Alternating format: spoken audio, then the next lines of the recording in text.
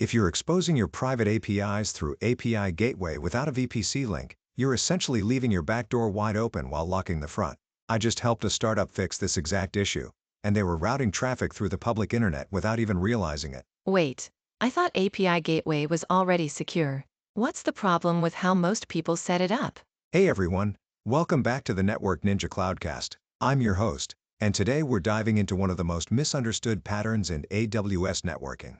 Hey everyone, I've been trying to figure out how to connect API Gateway to my private services, and honestly, the documentation had me spinning in circles. Perfect timing then, because today we're going to demystify VPC links with network load balancers, and by the end, you'll know exactly how to build a truly private API architecture. So here's my situation. I have microservices running in private subnets, no public IPs, no internet gateway access, but I need to expose them through API Gateway. How do I even connect these two worlds?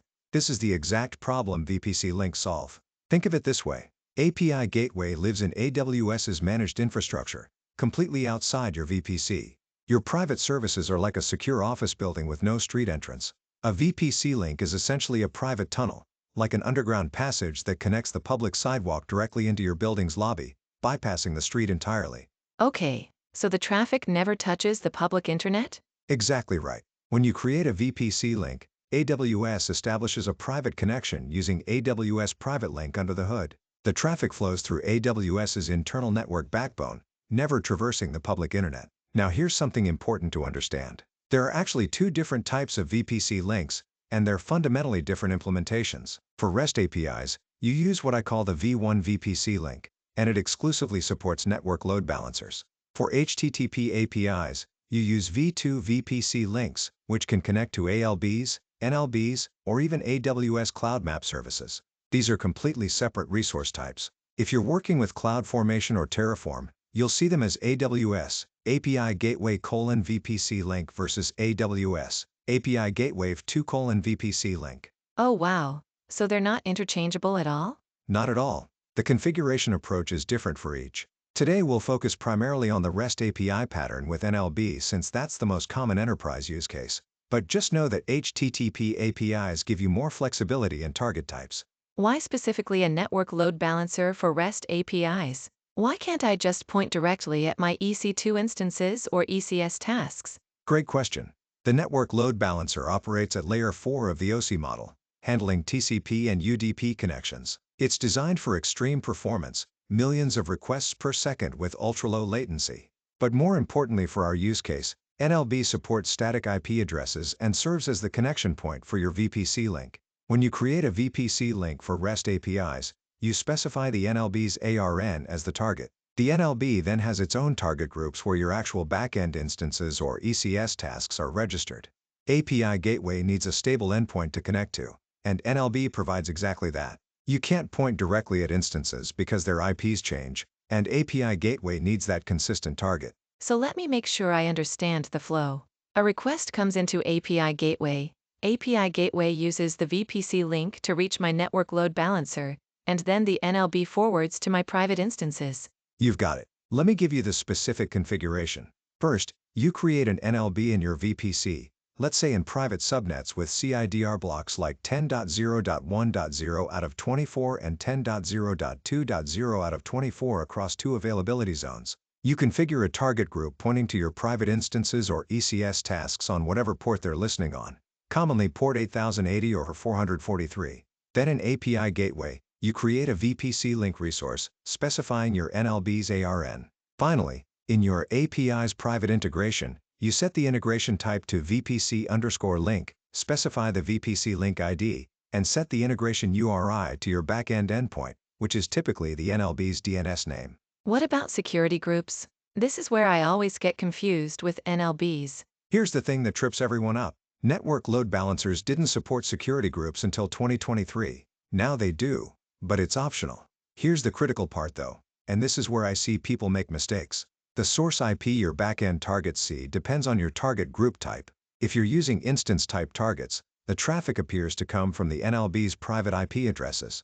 But if you're using IP-type targets, client IP preservation is enabled by default, which means your targets see the preserved client IP. For VPC link traffic specifically, that preserved IP would be from the AWS managed private link infrastructure, not the NLB itself. So my security group configuration depends on which target type I'm using. Exactly. For instance, type targets, your backend security group should allow traffic from the NLB's subnet CIDR ranges or the NLB's security group if you've enabled that feature. For IP type targets, you need to account for the private link source IPs, which can be trickier to pin down. If you enable security groups on your NLB, you need to allow inbound traffic from the CIDR ranges of the subnets where the VPC Links elastic network interfaces are created.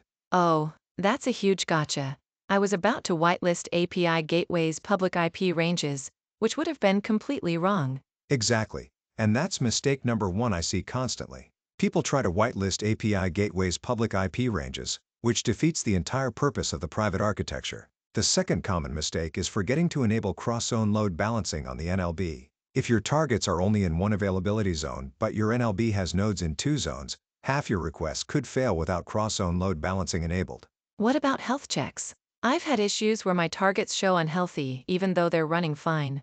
NLB health checks are TCP-based by default, just checking if the port is open. If your application needs time to warm up, or if it's healthy on TCP but returning 500 errors on HTTP, you won't catch that. The good news is NLB target groups do support HTTP and HTTPS health checks in addition to TCP. You can configure an HTTP health check specifying the exact path like /health and expecting a 200 response code. Just note that NLB health checks don't have the full range of matcher options you'd get with an ALB. Set your healthy threshold to 2 and unhealthy threshold to 3 with a 30-second interval as a starting point. Let me recap this to make sure I've got it. VPC Link creates a private tunnel from API gateway into my VPC using private link. For REST APIs, I need a network load balancer as the connection point, and I specify its ARN when creating the VPC link. Traffic flows API gateway to VPC link to NLB to my private targets, all within AWS's private network. And my security groups should account for whether I'm using instance or IP target types, never API gateways public IPs. Perfect summary. One pro tip before we wrap up. When you're testing this, the best way to verify your VPC link is working correctly is to check API gateway access logs and CloudWatch metrics for the VPC link itself. You can also add application-level logging to see the source IPs hitting your backends. VPC flow logs on your target subnets will show traffic from the NLB IPs if you're using instance-type targets, but they won't directly show you the private link path. The API gateway metrics and logs are your best proof that the private architecture is working correctly. This actually makes so much more sense now. I'm going to set this up in my dev account today. That's it for today's episode. If this helped clarify VPC links for you, hit that like button and subscribe for more cloud networking deep dives. And share this with your team if they're building private API architectures. This pattern is essential for any production workload. Thanks for watching the Network Ninja Cloudcast. See you in the next one.